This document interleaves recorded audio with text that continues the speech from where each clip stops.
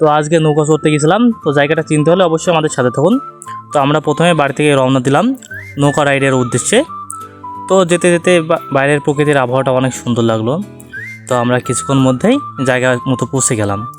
তো গিয়ে আমরা একে একে নৌকায় সব নামতে লাগলাম। তো জায়গাটা অনেক ঢালু হয়, ভয় লাগছিল অনেক। তো শেষ পর্যন্ত নামিয়ে বললাম, নেমে পরে দেখছি নৌকার ভিতরে পানি ছিল কিছু। তো নিশানুগুলো সেকে ফেলে দিয়েছে পানিগুলো, আর উপরে জীবন দাঁড়িয়েছিল, সে মিট করে হাসছে। তো কিছুক্ষণ পরে আমি নৌকা চালাতে লাগলাম যে যাই, বাট ভালো বইটা ছিল না, সেই জন্য দুইজন একেবারে চালাতে শুরু করলাম। আমি চালাচ্ছি, নিশান চালাচ্ছে, ওইদিকে কৌশিক ভাই বসেছিল, আর এদিকেও নিশান চালাচ্ছে। তো বিকেলবেলায় হয় আবহাওয়াটা অনেক সুন্দর ছিল, আর প্রাকৃতিক দৃশ্যটা অনেক সুন্দর ছিল। এদিকে বিপ্লবরা ছবি তুলছে, জীবনও দাঁড়িয়েছিল। আর জায়গাটা উষারও অনেক বড়, যেহেতু বিকালবেলা ছিল, আবহাওয়াটা অনেক সুন্দর ছিল, আকাশটা পরিষ্কার ছিল, আর পানির ভিতরে ছবিও অনেক সুন্দর আসছিল। আপনারা চাইলে অবশ্যই একবার করে আসতে পারেন এই জায়গাটায়।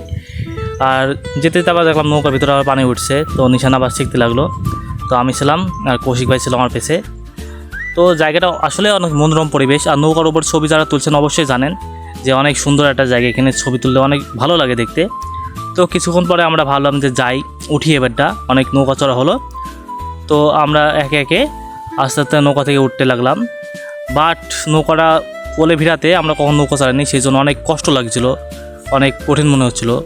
তো একসময় আমরা কোলে নৌকাটা ভিড়িয়ে নৌকা বেঁধে তো আস্তে আস্তে উঠতে লাগলাম। তো আমি তো ভাবছি কী করে উঠবো, মানে ঢালু পথ। তো আল্লাহর রহমতে পড়ে যায়নি, কিছুদিন আগে বলে কারা পড়ে গেছিলো। তো এদিকে আশিক সে ক্যামেরা ধরছিল। তো আশেপাশে ভালো থাকবেন, আল্লাহ হাফেজ।